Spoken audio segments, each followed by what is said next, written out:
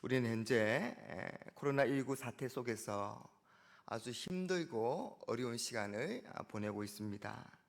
많은 사람들이 바이러스로 죽고 삶의 이상과 우리 신앙의 이상이 무너지고 경제가 붕괴되었습니다.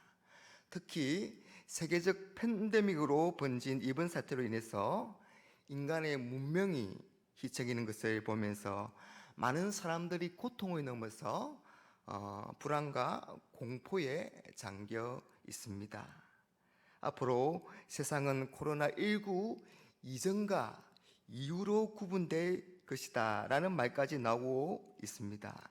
그만큼 코로나 사태가 파장이 크다는 것입니다. 오늘 시편 130편의 시인은 깊은 곳에서 하나님을 부르고 있습니다. 2절에 여호와여 내가 깊은 곳에서 주께 부르짖었나이다. 주여 내 소리를 들으시며 나의 부르짖는 소리에 귀를 기울이소서. 여러분, 깊은 곳은 바다의 깊은 곳을 의미하는데 고대 사람들은 이 바다의 깊은 곳이 하나님이 계시는 하늘과 가장 멀리 떨어진 장소라고 생각했습니다. 그래서 깊은 곳에 있다는 것은, 하나님과 멀리 떨어진 곳에 있다는 것은, 하나님과 정반대편에 있다는 것은 그만큼 큰 고통 가운데 있다는 것입니다. 오늘 시인은 그런 큰 고통 가운데 하나님을 부르짖고 있습니다. 하나님, 내가 크고 심한 고통 가운데 있습니다. 나를 좀 봐 주십시오. 내 소리를 들으시고 귀를 기울여 주십시오.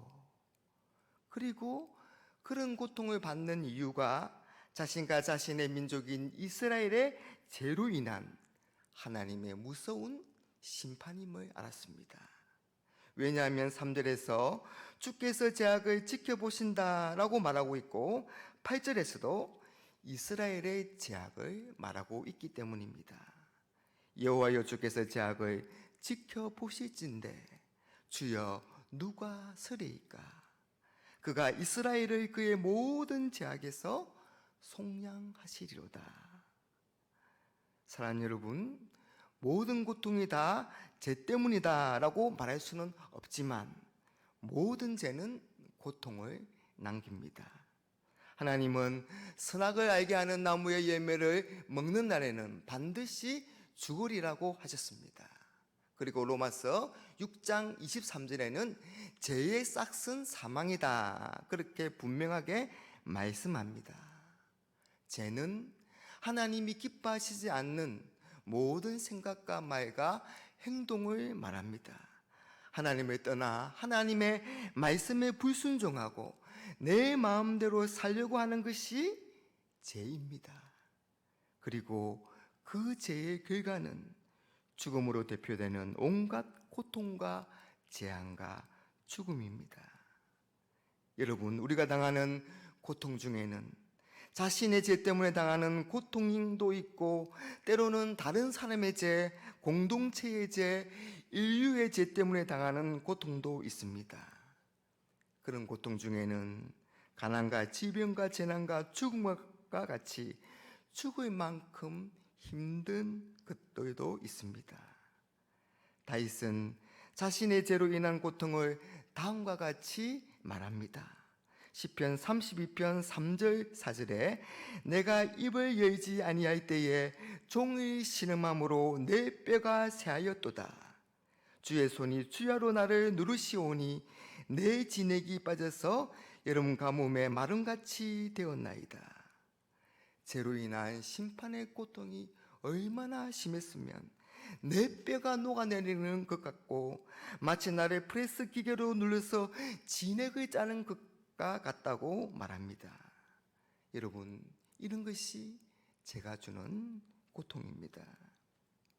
저는 이번 코로나19 사태를 겪으면서 분명히 우리의 잘못에 대한 하나님의 징계의 부분이 있다고 생각합니다.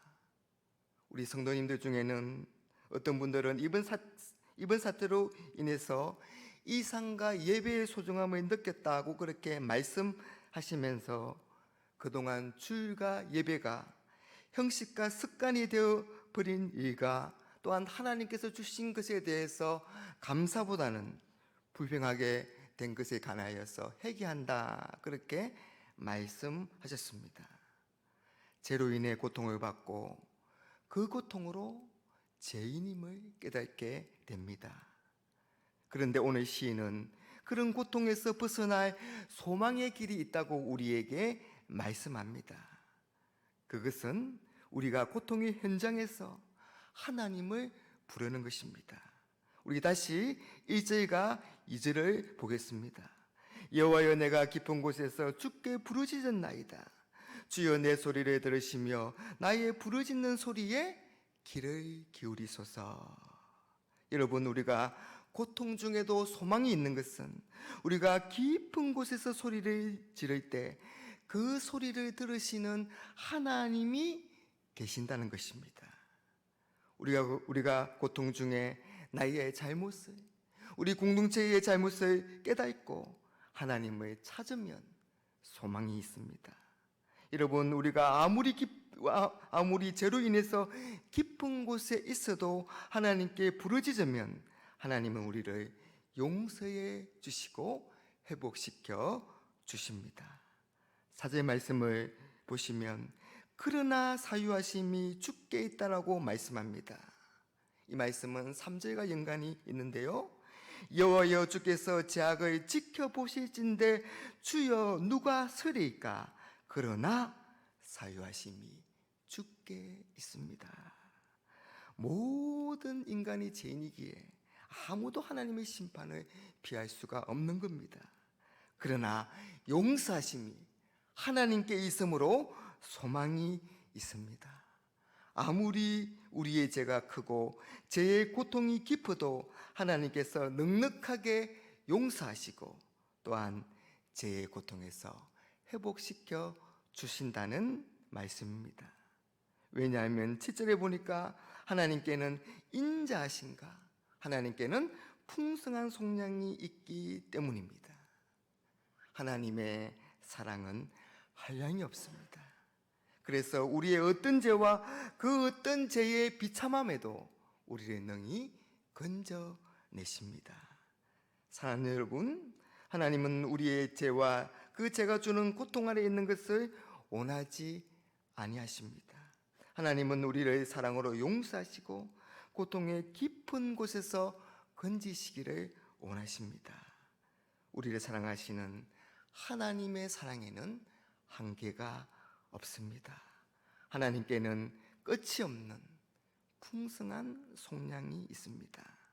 미가서 7장 19절 말씀에 다시 우리를 불쌍히 여기셔서 우리의 죄악을 발로 밟으시고 우리의 모든 죄를 깊은 바다에 던지시리이다. 하나님의 한량없는 사랑과 은혜, 이것이 우리 신앙의 본질이고 핵심입니다. 신앙생활은 이 하나님의 사랑과 은혜에 모든 것을 거는 것입니다. 하나님은 이 사자의 은총을 우리에게 약속하셨고 구약의 성막과 성전의 제사를 통해서 알려주셨습니다. 우리 예수님이 바로 그 성전이시고 그 제물이 되십니다. 예수님의 십자가는 하나님의 풍성한 속량이 우리 죄를 용서하고 죄의 결과인 고통으로부터 우리를 구원하는 참된 소망임을 보여줍니다. 우리 교회는 주 예배 때에 대표기도 전에 개인기도 시간을 가지고 있습니다. 한 주간의 삶을 돌아보면서 하나님 앞에서 자신과 우리 공동체의 죄와 허물을 내어놓고 사죄의 은총을 구합니다. 그럴 때 하나님은 우리를 용서하시고 치유하시고 회복시켜 주실 것입니다. 오늘도 그런 하나님의 사랑과 은혜를 바라보고 소망하는 복된 주일이 되시기를 주님의 이름으로 축복합니다.